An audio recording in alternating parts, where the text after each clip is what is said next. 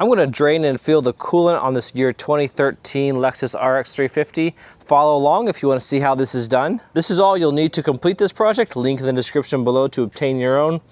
This is an oil spill mat, socket set, coolant filling funnel kit, flathead screwdriver panel remover tool, something to catch your old fluid as it comes out, a drain tube with a 5/16 inch or 8mm inner diameter, and 2 gallons of Toyota brand coolant. The vehicle is still not on any ramps or jack stands. We're going to try to do this without lifting up the vehicle. I think I can fit underneath here. The first step of this job is to remove a panel on the underside of the vehicle. It's this plastic panel right underneath the bumper that needs to be removed, and that can be done by removing some 10mm bolts, and you'll also have to remove some clips. Remove the bolts with a 10mm socket.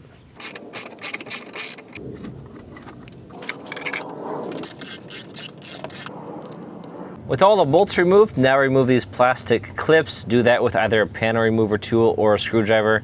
I use a screwdriver to pry out the center bit of this plastic clip, and then the clip can come out entirely. Save these, we'll reuse these for later. If you break any, you can purchase some in the link below. The plastic cover is now loose, so remove it entirely. We're going to drain the engine block from 2 locations.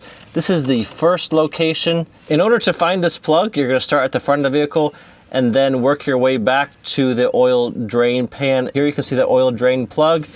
This is the muffler pipe, and then up directly vertically from there, you're going to see the first engine block drain for the coolant. Using your tube, connect the tube to the outlet of the drain.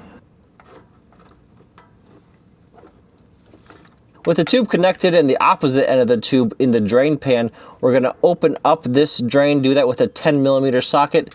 Simply loosen up this nut. And with that, our coolant begins to flow out into our drain pan. This drain stopped flowing, so we can remove our tube now. And tighten up the plug back to 9 foot-pounds. I'll approximate that 9 foot-pounds just by snugging it up. By the way, this Lexus RX 350 is only the 2-wheel front-wheel drive system, but if you have the 4-wheel drive model, the transfer case is going to exist right here, and it's going to block you from easily accessing this drain plug. So in order to access this drain plug, you're going to have to get a big long extension, and you're going to have to access this bolt from behind the transfer case, likely by removing this cover. The second engine drain block is a little more difficult to access. I'm going to use a 10mm socket, but with a universal joint connection at the end. And beginning at the front of the vehicle, I'm going to crawl underneath again. This is the radiator drain plug. We're going to drain that a bit later. From this drain plug, you're going to look toward the passenger side of the vehicle, and up in this area behind this part is an identical looking drain to what we worked with before. You're going to have to reach behind here with your socket tool and also reach behind here with your drain tube. It's difficult to see this drain, but it's right here. I'm right now touching it with my tube. I did loosen up this drain plug, but not much additional fluid came out. I think the last drain on the other engine compartment pretty much drained this compartment as well. So with the tube removed, let's tighten up again our bolt. I'll first finger tighten it and then get in there with the socket, snug it down to approximately 9 foot-pounds. And finally, we can drain the radiator underneath the front of the vehicle. This is our radiator plug. Connect the tube to the radiator drain. That hole is right below this plug here. Route the drain tube to your fluid catch container and open up your plug by turning counterclockwise. And there goes our fluid. Some people will drain only their radiator and not the engine block. That doesn't get out all the fluid. And even now, even after draining the radiator, there still will be some fluid in the vehicle. But generally, you want to remove and replace as much fluid as possible from the vehicle. The radiator is fully drained, so remove your tube and tighten up your plug. To fill up our cooling system, we're going to have to access the area underneath the hood. We're going to remove a bunch of these panels. Use your panel remover tool and pop off these retaining clips. If you break these, link in the description below to get more. Eventually you can pull up these plastic covers. Also pull off this engine cover. This is quite dirty underneath here. I'm later going to clean this all up. With the 10mm socket, loosen up the coolant bleed bolt. That bolt is found right here, just in front of the engine oil fill. Don't remove that bolt, just loosen it up a bit. This will allow the coolant to flow into the system without creating a bunch of air pockets. This is my coolant reservoir. Some people will go as far to remove this reservoir and fully clean it out. If I look inside this reservoir, there's not much going on in there, so I'm not too worried about that. But if you do want to remove your reservoir, you have to pull it off with some bolts. You can completely pull it out of the vehicle and wash it out with some water. We'll refill our vehicle with coolant through this opening. So pull off this cap, rotate counterclockwise. Now we're going to use our handy funnel kit, link in the description below to get yours. This funnel kit attaches to a number of vehicles, so we're going to find the right attachment that fits the funnel to this reservoir. I found the attachments that fit this funnel and my particular vehicle, so we're going to attach this funnel now to the vehicle. This funnel kit creates a nice seal and prevents us making a big mess with coolant as we fill up this vehicle. The funnel's firmly attached, so pull out your funnel plug.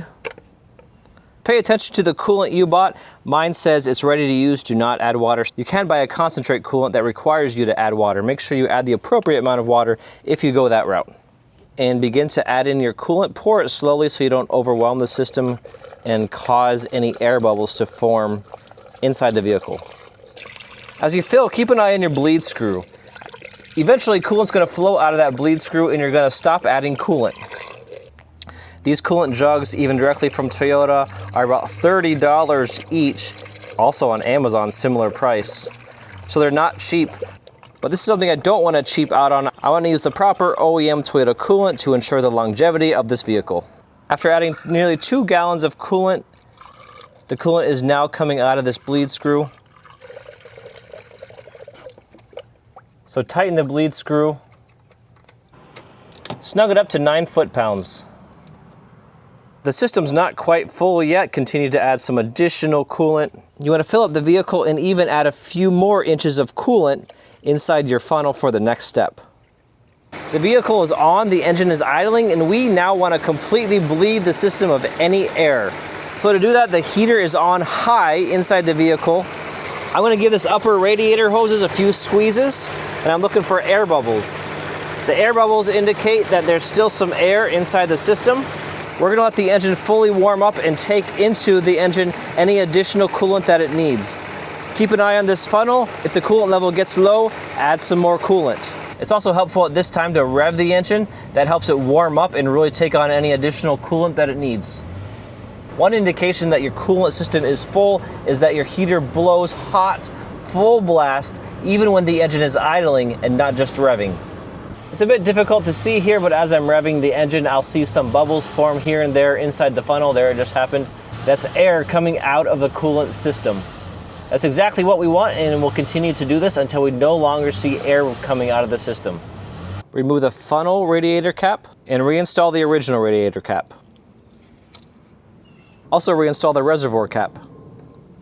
And while I have those engine covers off, I'm going to detail the engine a bit. It really is a mess. So I applied some water and I'm just agitating away some dirt.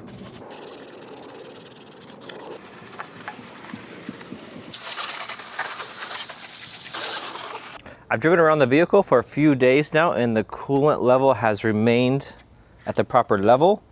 You can see the fluid is right at the full mark. I also, during that time, cleaned up the engine bay and we're ready now to put back on our covers and finish this job. Reattach the engine cover. These rubber parts, 1, 2, 3, 4, mate with these posts, 1, 2, 3, 4. This cover has a tab that interfaces with this little locking feature. And this cover also has a tab interfacing with this locking feature.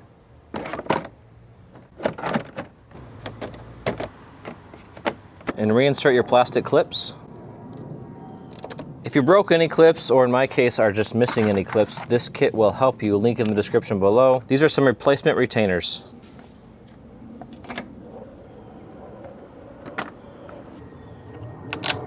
And underneath your front bumper, reassemble your plastic cover. Drain and fill is complete. We're ready to roll another 50,000 miles. I hope this helps you with your project.